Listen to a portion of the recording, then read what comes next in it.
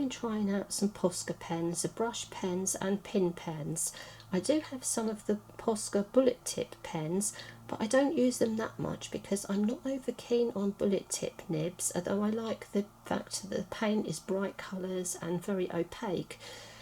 But anyway, I was very excited when I found they did brush pens and pin pens, because I really do love brush pens and fine liners for neat tiny detail. So at the top here we have the brush pens. They're the POSCA PCF 350 brush, and down here we have the POSCA PC 1MR pin with a 0.7mm line, which I've demonstrated here along the bottom. So I've just got metallic gold and silver and white at the moment because they're colours I like to use on black for patterns and entangles. But I will definitely be having a look at more colours. There are some pretty metallic colours. Now what I've done here in a demonstration is the brush pen first of all, gold and silver. So this is gold one coat, silver one coat. I quite like that effect, it's quite subtle and nice. Then you let the paint dry. Only takes a few minutes, slightly longer than ink pen, and then I put a second coat on, and you can see that's got a beautiful sheen and it's very, very opaque, very nice indeed. And you can see the white, it's come out quite well as well on the white, and I think that would be very nice on coloured paper as well. Once it's dry on the coloured paper and card, it is permanent. And here we've got the white. Now the top is just the pin pen, and I was quite surprised with the white pen. The coverage wasn't as good as I thought it would be. You can see with one coat.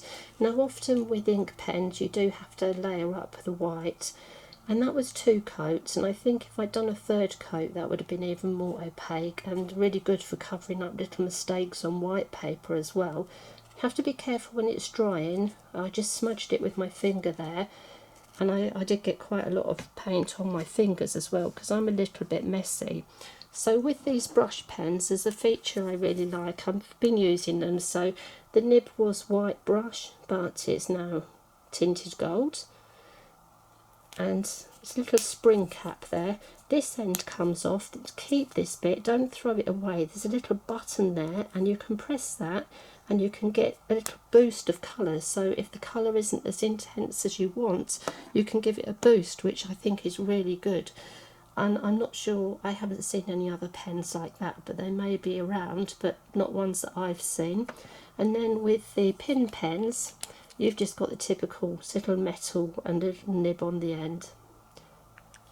So I really did enjoy doing some patterns, and with the top here I used the pin pens. I did 1, 2 and 3 lines just to see how good they were at doing curves and scribbly bits, and they came out well.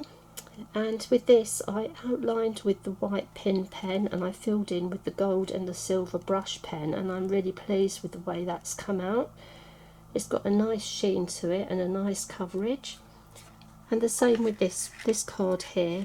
So the white is the pin pen. It is quite a thick line, but I did go over it because I just wanted to emphasise the white in places on the edges here. That's got 2 coats. And yes, I'm quite pleased with them. I do love metallic pens. I'm really going to have to see how I can use them more often, and definitely look at some of the other colours. Now I'm going to do another video on actually how you use these pens, how you activate them, how you care for them, but I wanted to do that on a separate video because I need to move to a different area to film. So I'll be back soon with the second video on these POSCA pens.